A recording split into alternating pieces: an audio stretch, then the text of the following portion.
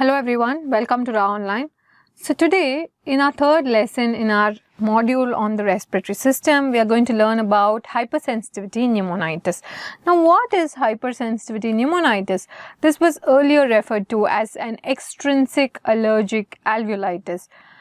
Various inhaled antigens are going to be causing inflammation in the airways and alveoli, and that's going to result in fever, fatigue and respiratory symptoms. So there's going to be a combination of both systemic as well as respiratory symptoms which classically occurs following an exposure to an antigen.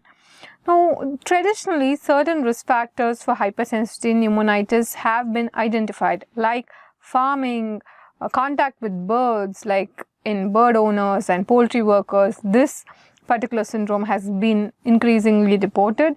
Chemical factory workers, where there has been exposure to various different chemicals, again this syndrome has been reported. So let us look a little more closely into the various occupations which pose a risk to hypersensitivity pneumonitis, and let us also look at the various antigens which trigger this syndrome. So first and foremost, the thermophilic actinomycetes like Saccharopolyspora rectivirgula, they seem to play a very important role in bringing about hypersensitivity pneumonitis. So for instance, thermophilic actinomycetes plays an important role in causing farmer's lung, which is secondary to exposure to moldy hay. We have the same antigen which is going to be the culprit behind bagasosis, which occurs following exposure to sugarcane. Again, the same antigen which is being involved in exposure to mushrooms, causing the mushroom worker's lung. The same antigen again involved in exposure to potatoes, which causes the potato riddler's lung. So thermophilic actinomycetes seems to be a major player when it comes to hypersensitivity pneumonitis. It is the culprit behind farmer's lung, bagasosis, mushroom worker's lung and potato riddler's lung. Similarly, on the other hand, if we see, there are certain other fungi, especially aspergillus, which seems to be the culprit behind cheese washer's lung, malt worker's lung and tobacco grower's lung.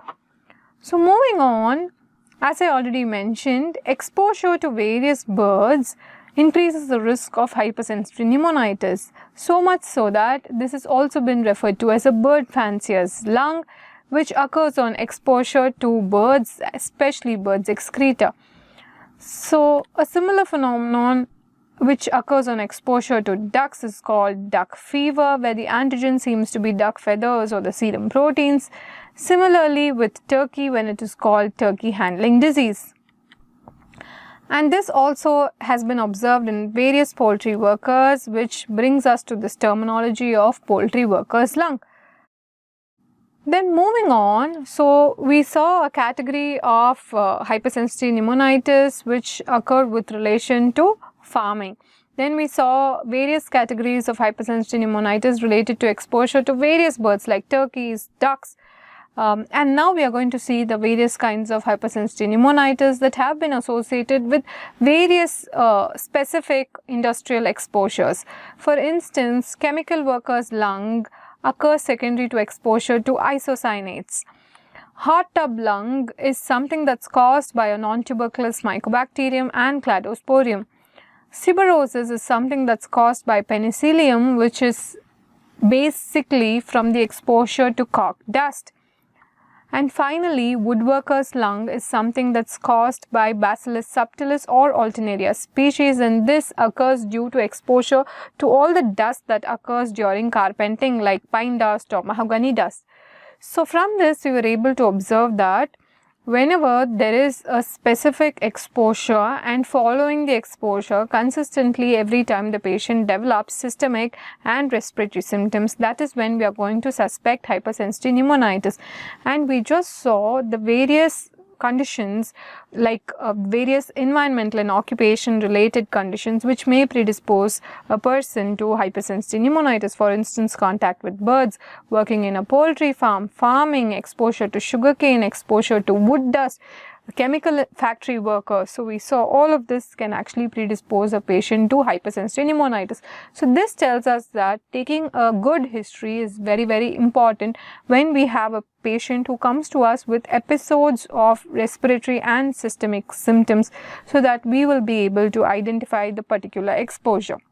So the key players in the pathophysiology of hypersensitivity pneumonitis is going to be the Th1 inflammatory response. Now, if you remember the previous lesson on bronchial asthma, we all saw what an important role the Th2 phenotype of inflammation played in the pathophysiology of asthma.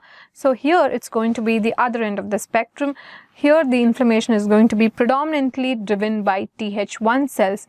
So there are going to be these specific IgG antibodies against all these different antigens, which are also termed as serum precipitants, because they are all precipitating IgG antibodies against these antigens. In addition, genetic polymorphisms, especially in TAP1 and major histocompatibility complex 2, are going to play an important role in the pathophysiology of hypersensitivity pneumonitis. So remember two important things. One, it is a Th1 inflammatory response as opposed to asthma, which is a Th2 inflammatory response, and then you have these IgG antibodies driven at these specific antigens.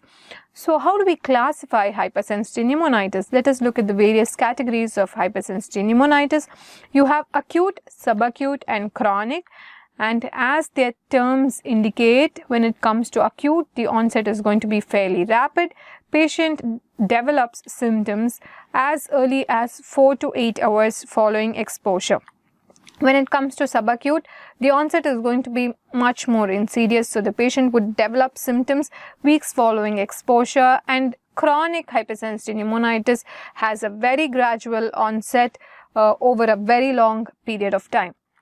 When we look at resolution, acute hypersensitivity pneumonitis, as fast as they actually do set in the same manner, they actually tend to resolve. So the resolution happens in hours to days, whereas when we look at subacute, here the resolution happens in weeks to months. And chronic, when a patient has chronic hypersensitivity pneumonitis, there is going to be an element of fibrosis. So most often, when we term a patient with chronic hypersensitivity pneumonitis, there is a component of irreversibility that is going to be present. Therefore, patients may not completely resolve, and often patients end up progressing to a type 1 hypoxemic respiratory failure.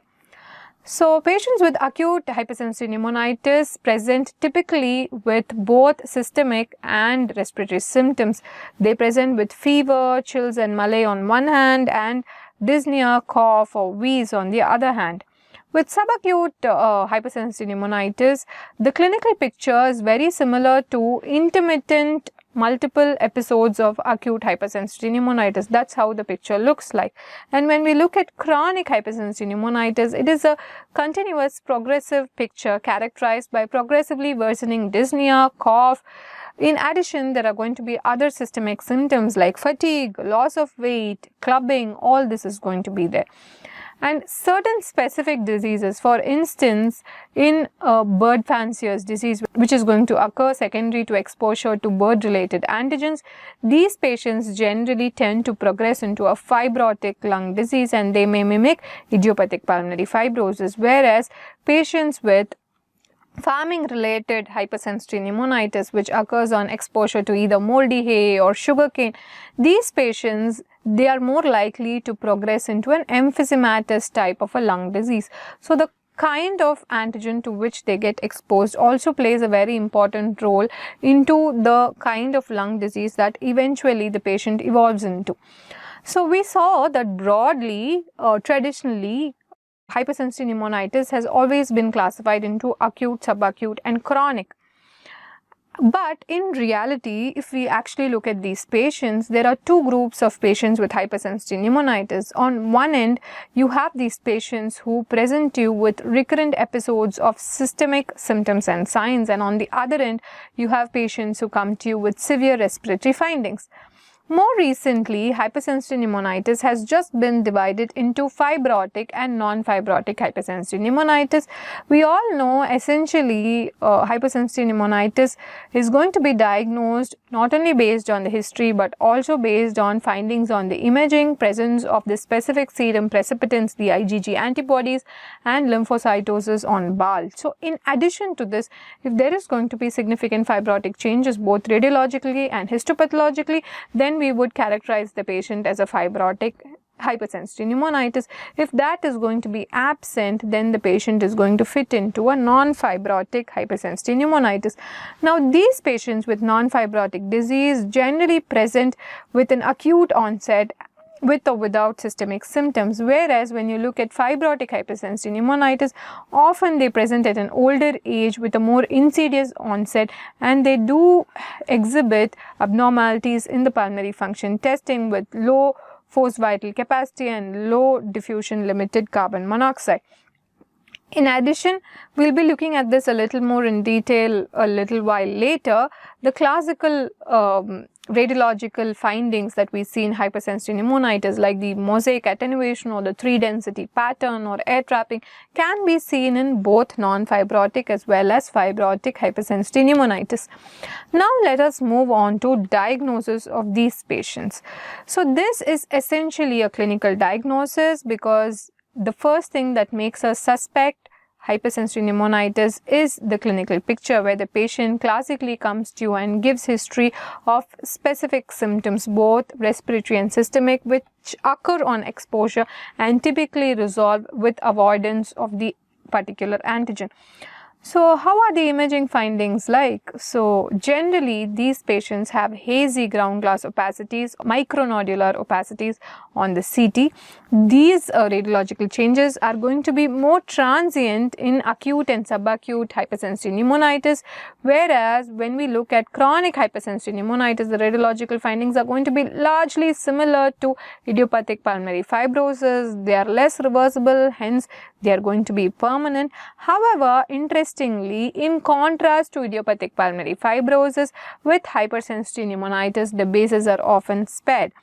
The imaging of choice is going to be a high resolution CT imaging, which shows the ground glass opacities, the centrilobular nodules. In chronic hypersensitive pneumonitis, in addition, you can see a subpleural honeycombing, reticular pattern, and traction bronchiectasis. You are also able to observe the 3-density sign, where you are able to see on the CT 3 different areas of different densities. For instance, you have an area of the normal lung, which is normal in density. Then you have an area of increased attenuation, which is going to be a ground glass opacity. You are also going to have areas of decreased attenuation, which shows you the vascular inflammation. PFT is not going to be very useful in patients with hypersensitive pneumonitis because they can show a restrictive or an obstructive pattern. However, DLCO is often going to be reduced in patients with chronic hypersensitivity pneumonitis. And serum precipitants, as I mentioned earlier, they are going to be supportive when we make a diagnosis of hypersensitive pneumonitis. Bronchoscopy is very useful because the characteristic feature in bronchoscopy in hypersensitive pneumonitis is going to be lymphocytosis in the bronchoalveolar fluid. However, remember that some patients this can be false negative, and the CD4-CD8 ratio in the BAL fluid is going to be less than 1 in patients with hypersensitivity pneumonitis. So this is what I was telling about. This is called the 3-density sign. So where you are actually able to see 3 different densities coexisting together in the CT chest of a patient with hypersensitivity pneumonitis. So if you take a look at the first image on the upper left corner, we are able to see this area. This yellow circle is basically normal attenuation, right? This is how the normal lung parenchyma looks like. So here you are able to see increased attenuation and patchy ground glassing. And then here in the posterior aspect, you are able to see an area of decreased attenuation as well. So in the same image, you are able to see 3 different areas of attenuation in the same patient. You are able to see an area of normal attenuation, you are able to see an area of increased attenuation and an area of decreased attenuation in patients with your hypersensitive pneumonitis, and this is the 3-density sign, where you have an area of normal density, increased density and decreased density. So these areas of decreased density, you are able to see the areas of decreased density here as well, and then you have them here as well. So all these areas of decreased density, they usually correspond to air trapping. these areas of increased density, all these areas where you are able to see significant ground glassing. So, these areas, they basically correspond to the inflammation that is happening, and then this is of course because this inflammation is patchy, you are also able to see intervening areas of normal lung parenchyma. So, that is also going to be visible. So, for instance, all these areas are completely normal. So, within a single image, within a single window, within a single section in patient with hypersensitivity pneumonitis, you are able to see 3 different densities, areas of increased, decreased and normal density. And as I said, decreased density usually correlate with air trapping, increased density correlates with the ground glassing secondary to the inflammation.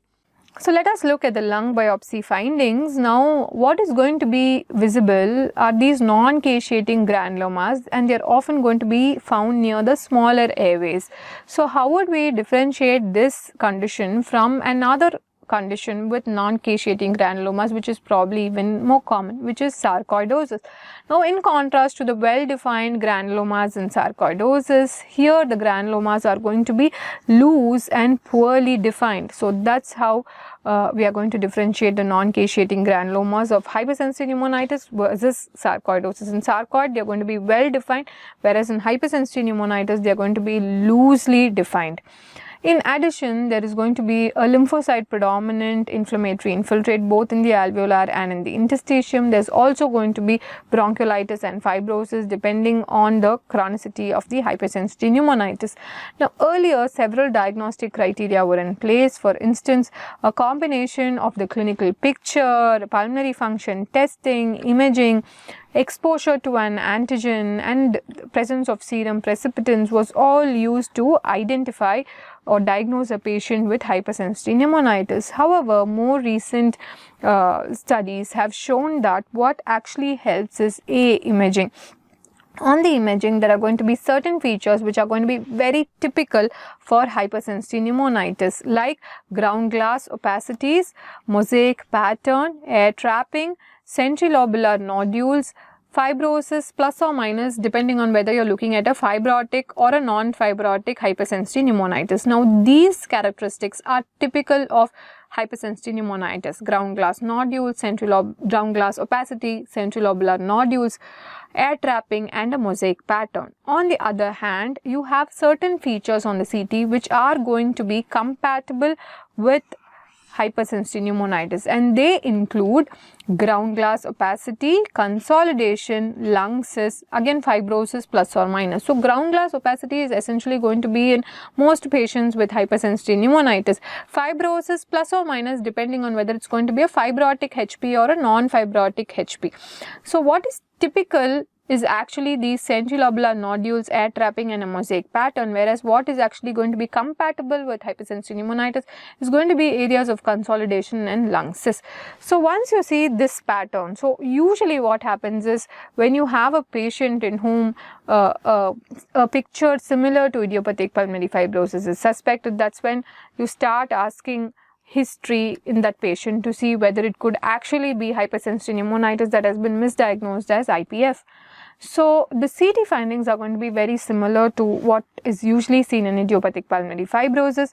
So, when you have these typical CT findings with a mosaic pattern, with ground glass opacities, with a 3 density sign that I just described about, with air trapping, with centrilobular nodules, then the next thing that you need to do after CT is actually to identify a specific allergen exposure or to clinch the presence of serum precipitants. So, if a definite exposure is present as supported by the presence of corresponding serum precipitants in the blood, then the next thing that's going to help will be the BAL.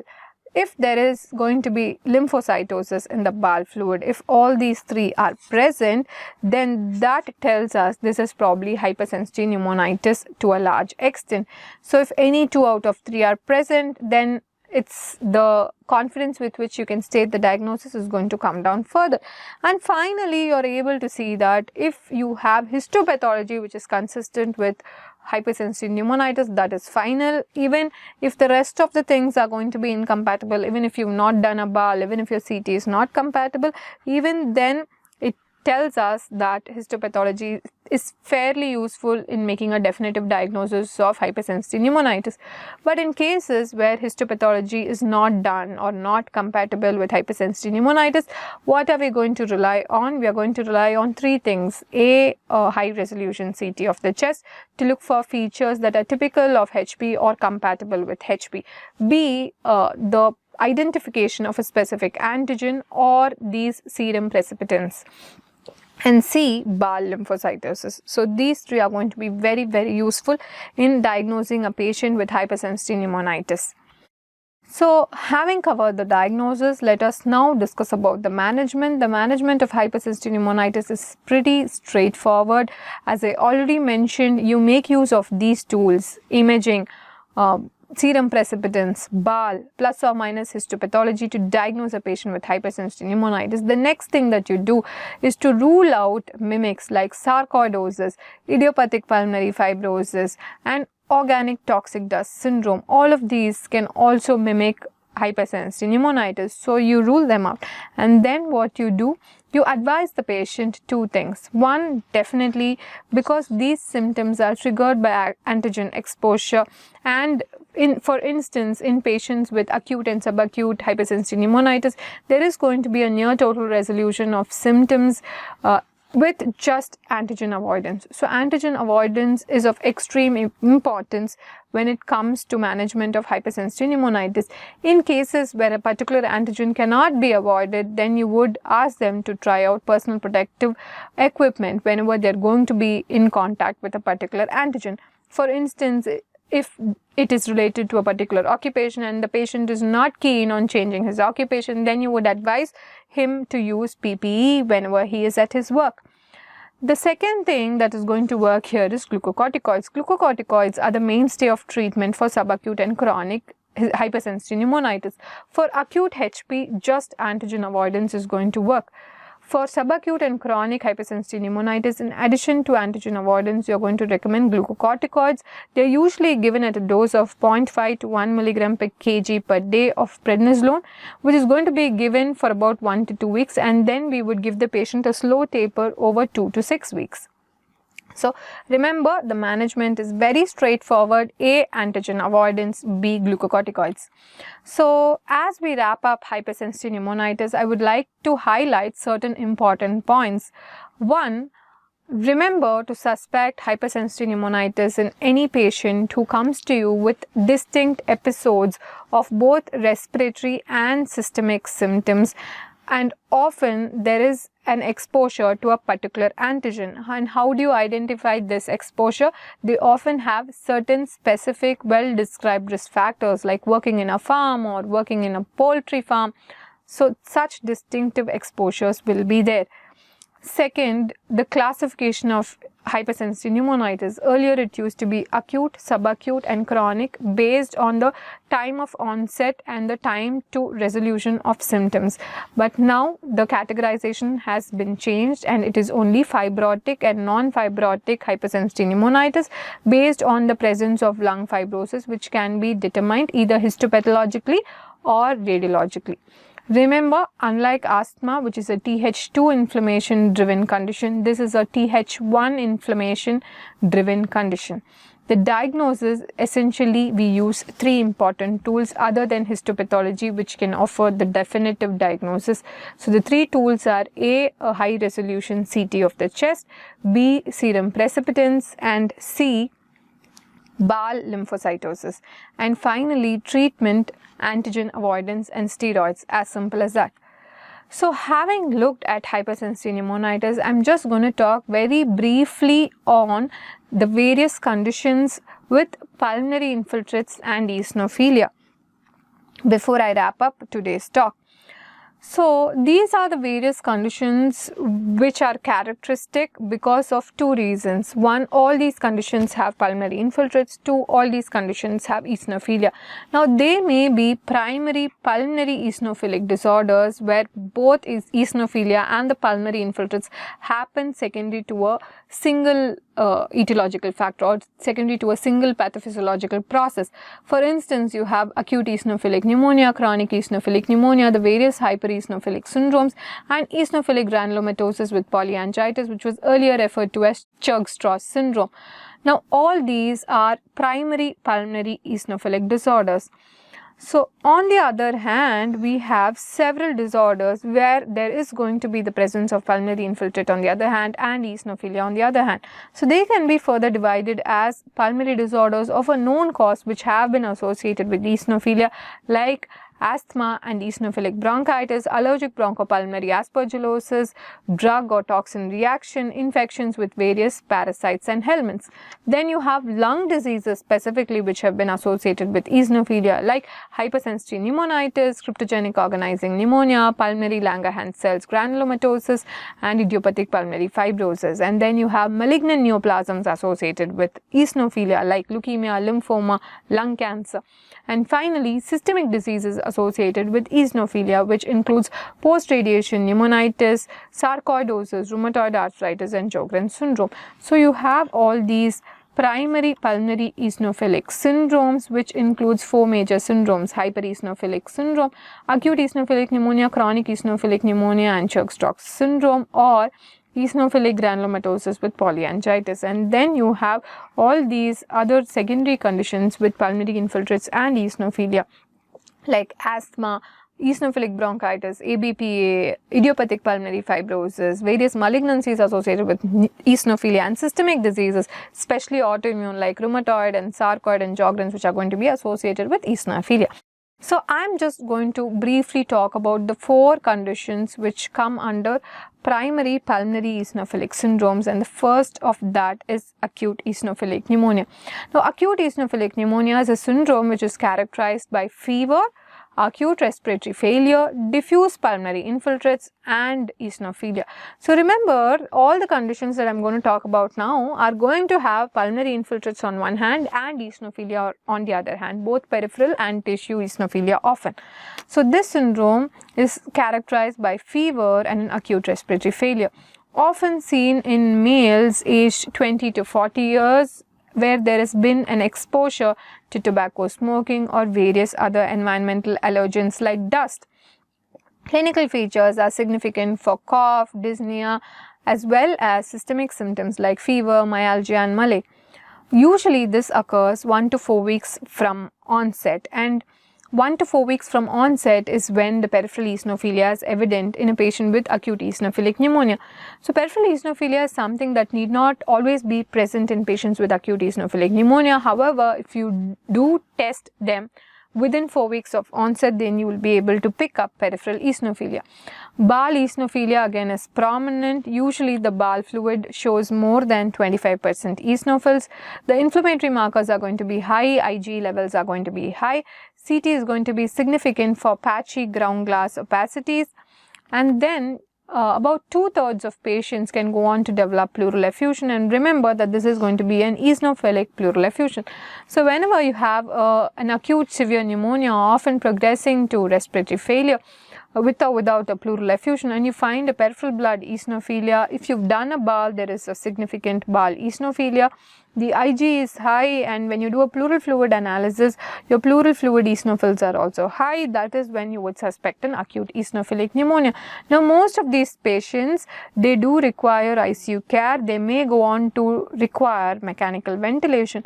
However, in contrast to their initial stormy course, most of them have good prognosis because they generally are not accompanied by multi-organ dysfunction, which is what we would generally expect in any patient with an acute severe pneumonia.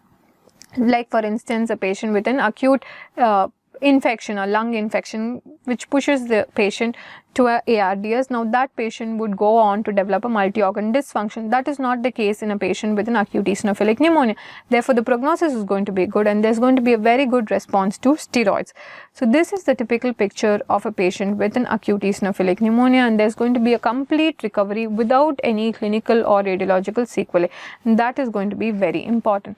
So if you have a relatively young male between 20 to 40 years, probably a smoker, coming to you with an acute severe pneumonia, often requiring ICU care, but the features that stand out for you from a regular community acquired pneumonia are the peripheral blood eosinophilia, high Ig levels, the pleural fluid eosinophils are high, you do a BAL, the BAL eosinophils are high, then you're looking at an acute eosinophilic pneumonia. It's very important to identify this because here what is actually going to do the trick is corticosteroids. If you give the patient steroids, there's going to be a near total recovery.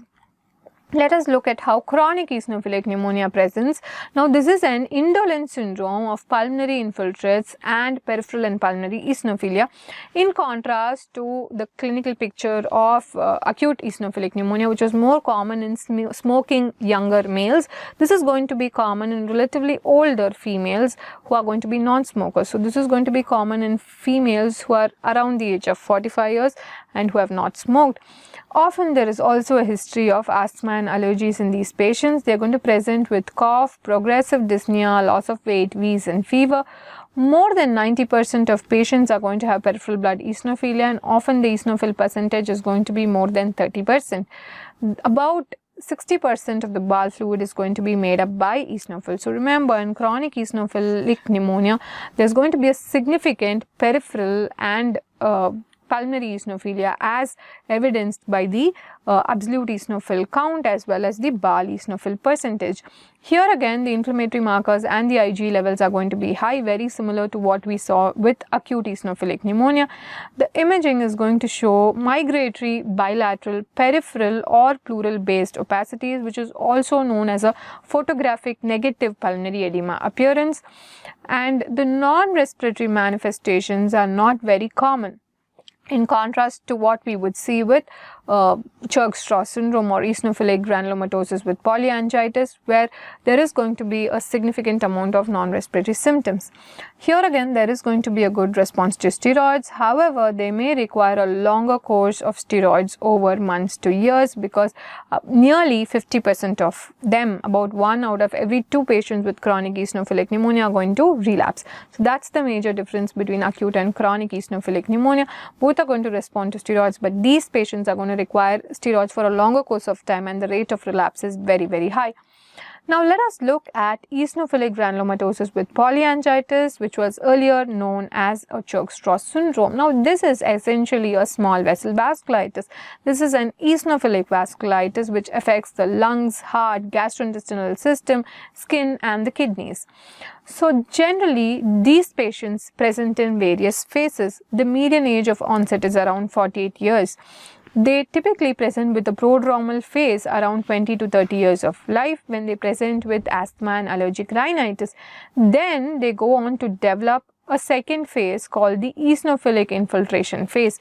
During this phase, there is going to be significant peripheral and tissue eosinophilia, more commonly observed in the lungs and the gastrointestinal tract. And finally, they land up in the vasculitic phase, where the systemic symptoms like loss of weight and fever are going to be very common.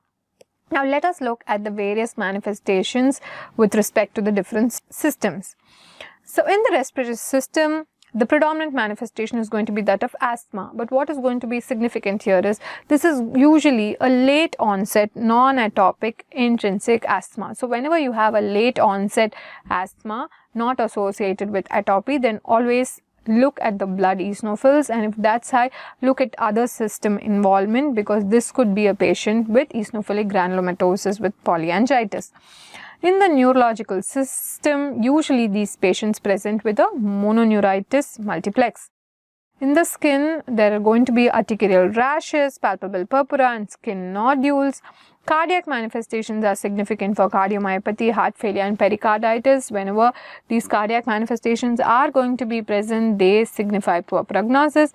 Gastrointestinal manifestation is most prominent for an eosinophilic gastroenteritis, and finally renal manifestations can vary anywhere between glomerulonephritis to a renal insufficiency.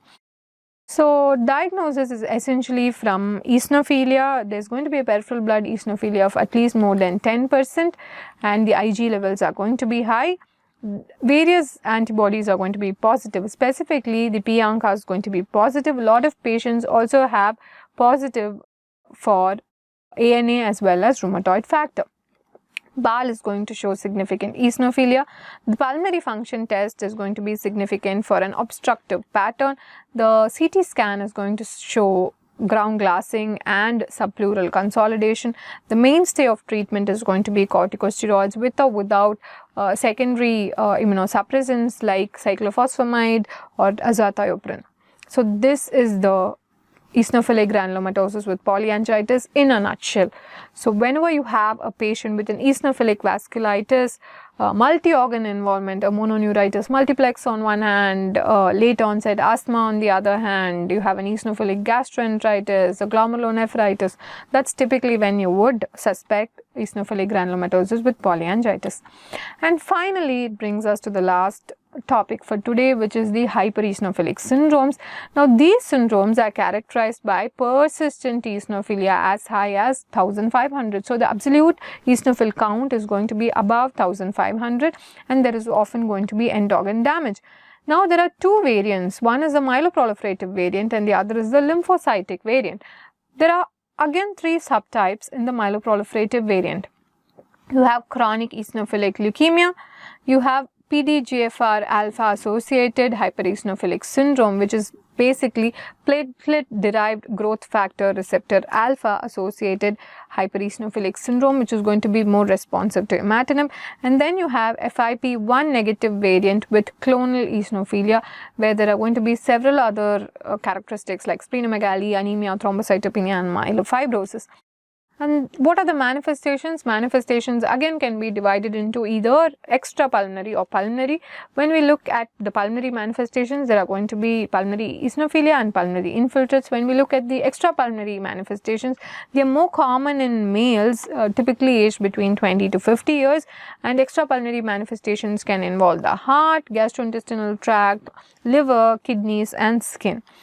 So understand that when we look at hypereosinophilic syndromes, only less than 50% respond to steroids. So in contrast to the other primary pulmonary eosinophilic syndromes like acute or chronic eosinophilic pneumonia or eosinophilic granulomatosis with polyangiitis, where steroids are going to be the backbone of treatment, here evidently that is not the case.